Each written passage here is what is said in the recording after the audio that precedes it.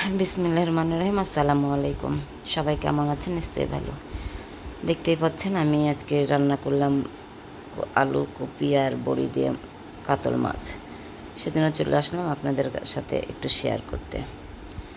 তো প্রথমে মাছগুলো আমি সুন্দর করে ধুয়ে নিয়েছি কেটে, তারপরে আলু কপিগুলো কেটে ধুয়ে নিয়েছি, আর এখানে বড়ি। তো এখন এই বড়ি দিয়ে আলু দিয়ে কপি দিয়ে রান্না করব, সেজন্য আপনাদের সাথে একটু শেয়ার করলাম। তো মাছটাতে আমি গুঁড়া হলুদ, লবণ আর শুকনো মরিচের গুঁড়া দিয়ে সুন্দর করে, আর দিয়েছি হলো চাট মশলা দিয়ে সুন্দর করে মাখিয়ে নিয়ে, চাট মশলা দিয়ে দিলাম, সুন্দর করে এখন মাখিয়ে নেব। ম্যাগনেট বলেন যেটা, সেটা করে নিয়ে ঢেকে দিলাম 10 মিনিটের জন্য। এদিকে আমি কাঁচামরিচ, পেঁয়াজ আর হলো টমেটো ব্লেন্ড করে নেব। আপনারা পাটাতেও পিষতে পারেন, ব্লেন্ডারও করে নিতে পারেন। তো কাঁচামরিচ আমি কেটে না দিয়ে বেটে দিই। বাটা আমার সব হয়ে গেল। এখানে বড়ি, যে মশলাগুলো সব নিয়ে নিয়েছি। এখন রান্নাতে চলে যাব। চুলায় একটা প্যান বসিয়ে দিয়েছি, সর্ষের তেল দিয়ে দিলাম। আমি সর্ষের তেল দিয়ে রান্না করি। দিয়ে এখন বড়িগুলো ভেজে নেব। বড়িগুলো দিয়ে দিলাম, একটু ভেজে নেব লাল লাল করে। বড়িগুলো হালকা লাল করে, খুব বেশি না, হালকা লাল করে ভেজে নেব। বড়ি ভাজা হয়ে গেল, আমি তুলে নিলাম। বড়িগুলো ওই প্যানে আমি আবার একটু তেল দিয়ে দিলাম। দিয়ে মাছগুলা একটু কষিয়ে নেব। দিয়ে দিলাম আমি কড়াতে, একটু হালকা করে এপিট আর ওপিট একটু কষিয়ে নেব। ভাজবো না, জাস্ট কষিয়ে নেব। যে আমি উল্টে দিলাম, এক পিঠ হয়ে গেছে, আর এক পিঠ উল্টে দিলাম। তারপরে মাছ কষানো প্রায় আমার হয়ে গেছে।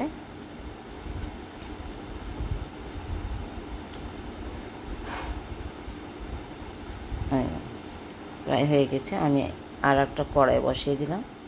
এখন আমি তরকারি চড়িয়ে দেবো। তো তেল দিয়ে দিলাম, তেল গরম হয়ে গেছে। এখন পেঁয়াজ দিয়ে দিলাম। পেঁয়াজটা একটু হালকা বাদামি কালার হয়ে আসলেই আমি এর সঙ্গে দিয়ে দেবো এখন 1 চামচ রসুন বাটা, 1 চামচ আদা বাটা।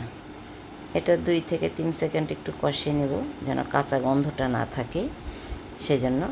তারপর এখানে একটু হালকা করে পানি দিয়ে দেব। পানি দিয়ে আর একটু নেড়ে চেড়ে নেব, পানিটা যেন মিশে যায়। এখন আমি এর সঙ্গে একে একে গুঁড়া মশলা দিয়ে দেব। এই যেখানে হলুদ গুঁড়া, ধনে গুঁড়া, চাট মশলা, লবণ দিয়ে দিলাম। এটা দিয়েও একটু সুন্দর করে কষিয়ে নেব। আসলে যত মশলা কষাবো তরকারির টেস্ট তত সুন্দর হবে। এখানে দিয়ে দিলাম টমেটো বাটা, দিয়ে আবার সুন্দর করে কষিয়ে নিলাম, যেন কাঁচা গন্ধটা না থাকে, সেজন্য। তারপরে দিয়ে দিলাম কাঁচামরিচ স্বাদ মতো। আপনারা শুকনো মরিচের গুঁড়াও দিতে পারেন, আমি কাঁচামরিচ খাই তাই দিয়ে দিলাম। এখানে সব পেঁয়াজ বেটেছিলাম, সব পেঁয়াজ বাটাগুলো আমি দিয়ে দিলাম, দিয়ে আবার ভালো করে কষিয়ে নিলাম। আগেই বললাম যে যত কষাবো তত তরকারির টেস্ট হবে। তারপরে মটরশুঁটিগুলো দিয়ে দিলাম, তারপরে দিয়ে দিলাম চাট মশলা। আমি তরকারিতে চাট মশলার 12 গুঁড়াটা একটু ব্যবহার করি। আমার মশলাটা প্রায় কষানো হয়ে গেল। এখন কেটে রাখা কপি আর আলুগুলো দিয়ে দেব। সুন্দর করে দিয়ে কষিয়ে নিলাম। কষাতে কষাতেই প্রায় সিদ্ধ হয়ে যাবে। বড়িগুলোও দিয়ে দিলাম ওর সঙ্গে। আবার বড়ি দিয়ে আবার ভালো করে নেড়ে চেড়ে নিব। ঢেকে দিয়ে আমি কষিয়ে নিয়েছি। এখন ভেজে রাখা মাছগুলো বা কষিয়ে রাখা মাছগুলো দিয়ে দিলাম। এই হলো আমার একটু ব্যতিক্রম রান্না, কারণ সবাই ঝোলের উপরে মাছ দেয়। আমি মাছটা দিয়েও আবার ঢেকে দিয়ে একটু কষিয়ে নিই। তারপর এখন দিয়ে দিলাম সিদ্ধ হওয়ার মতো পানি। যেহেতু বড়ি আছে সেদিন একটু বেশি করে আমি পানি দিয়ে দিলাম, ঢেকে দিলাম। এই হয়ে গেল আমার কপি আলু বড়ি দিয়ে মাছ রান্না করা। এখন উপর দিয়ে ধনেপাতা ছিটিয়ে দিলাম, দিয়ে আবার 2 থেকে 3 মিনিট রান্না করে নিলাম। শেষ হয়ে গেল মাছ। তো আমার রান্নাটা কেমন লাগলো, ভালো লাগলো অবশ্যই লাইক, কমেন্ট, শেয়ার দিতে ভুলবেন না। আসসালামু আলাইকুম, আল্লাহ হাফেজ।